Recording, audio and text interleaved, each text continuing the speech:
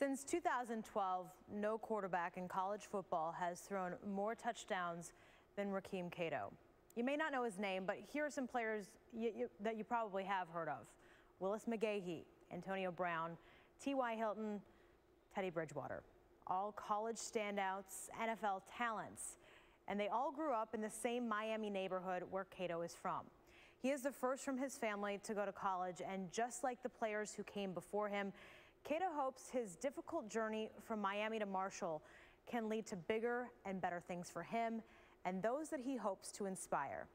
Here's Tom Rinaldi.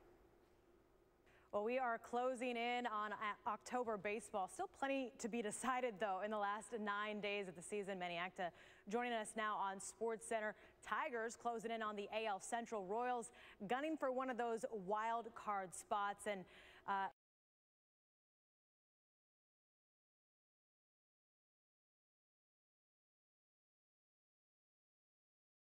abysmal lately, but the bright spot has been Jon Lester going every 5 days, and he was the stopper.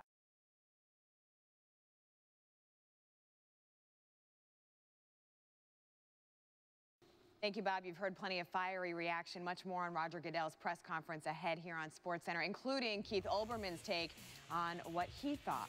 And did the commissioner say enough? The PTI guys will weigh in on that as well.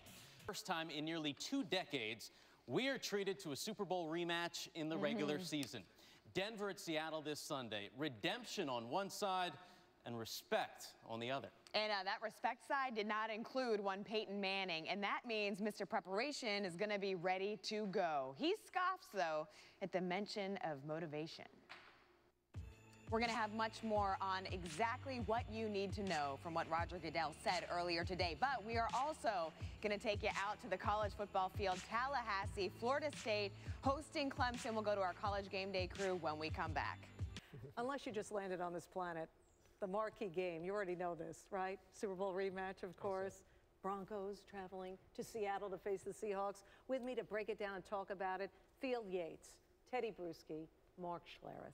And you know what, Teddy, I'm going to start with you. Why? Because you have experience in Super Bowl rematches. The last time we had one was following season, it was since 1997, right? Yes. You were part of that losing New England team that lost to Brett Favre and the Green Bay Packers. Yes. Sorry to bring that up, but, right. Things got better later for you in your career, we know.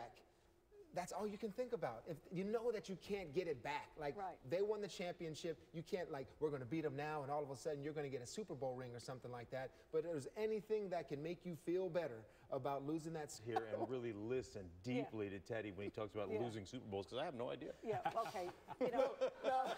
Hold your thought, because these guys are going to come to blows. No, actually, after the 2000 still lingers on. It lingers on forever, as you can tell.